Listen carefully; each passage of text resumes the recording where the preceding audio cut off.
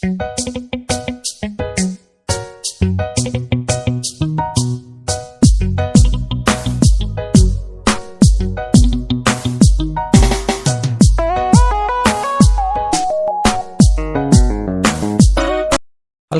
waa magaalada Boorama ee muuqaal habeenimo ah ku soo dhow daawade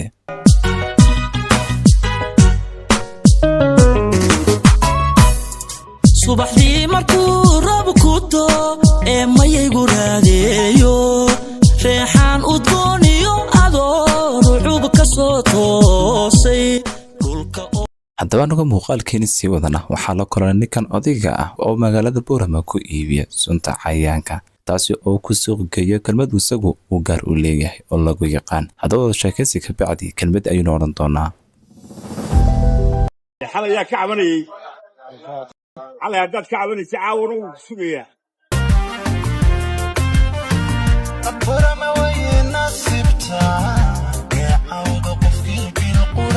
goobtan arkisiin waxaa la dhahaa Dollar Restaurant and Stadium oo goob kubadda lagu ciyaaro sidoo kalena dhalinyarta reer Boorama ay ku caweyso dhalinyartaasi oo aniga kamid ahay habeen walbana aan meeshan ku xaweeyo haddaba meeshani waxa sidoo kale dhalinyartu aad uga heshaa sidoo kalena ay u timaadaan kubadda iyo waxyaalo kale oo la mid ah sida wada noqoto cuntooyinkii iyo wixii kale ee la midka ahaa Boorama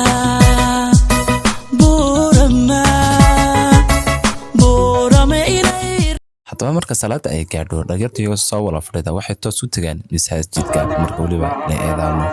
saadaad maqritiinba hadda toos ayaa looga soo lubaxay isla mehradii waxaana lagu sii wala socdaa isla masaajidkan oo ku yaala meel mehrada u dhow laguna magacaabo Abu Hariira insha Allah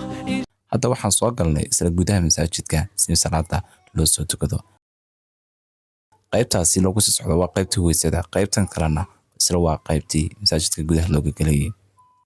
hadda waxaan soo maray isla meel u dhow masaajidka oo la dhaho Game Master ama Master Game goobtan waxa soo kaleeyay ku xaweysa dhalinyarta ama game-ta ku ciyaarta game-taasi oo kala duwan PlayStation-ka oo gudaha lagu ciyaarayo iyo pool-kan oo halkan hore lagu ciyaaro barka bacdi markaan soo maray aan isha soo mariyay isla muuqaalkiin ayaan sii waday oo aan ka soo baxay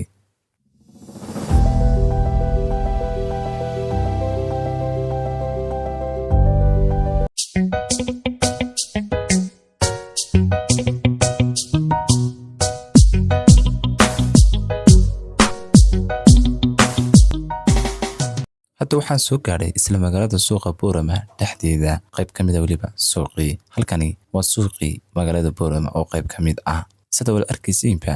jawigu aad buu u degay isla magaalada Boorama waa goor habeenimo ah haddana aad moodid goor oronimo ah sa magaaladu ay aad ugu iftiimayso ama jawigu uu degan yahay isla magaalada Boorama qofkii imaada wuxuu jeclaysanayaa degnaanteeda iyo qaabka ay tahay jawigu hatta waxaan soo gaarnay isla suuqii magaalada Boorama oo qayb kamid ah halkan waa Goljono waa hoteelka marka suuqa la dhex joogo dad aadka ay u yimaadaan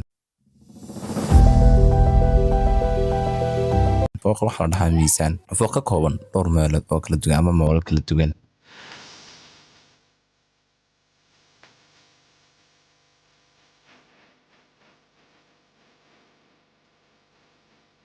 sidoo kale haddana waxaan soo gaarnay isla meherada aan mar walba aan ka cabo bunka ama kafeega hadda muuqaalkeenu daawade intaas buu nooga yahay inta muuqaal kale ku kulmi doono aad baan islaamaya dhamaantiinba